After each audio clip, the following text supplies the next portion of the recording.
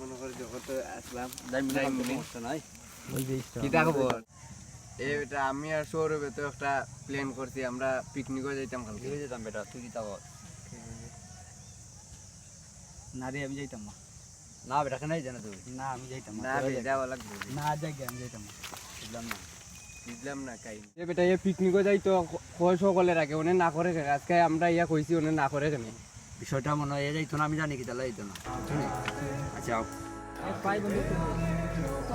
আইবেনি ভাই তোমাদের জোর আমি আমার টাকা লাগে জীবনটা ধ্বংস হয়ে যায়। টাকা পয়সা না যাবো আলো সমস্যা আছে।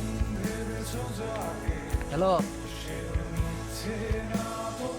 হ্যালো, কেন নাকি সমস্যা? তো সারাটা বন্ধ। ফোন দে, তুই ফোন দে, তার সমস্যা কিতা বুঝতে পারবি। হ্যালো কয়রে তুই? হ্যালো ওই আগের বোর্ড গাছের কেন আছি? এটা চাইছে চা বাগান আইও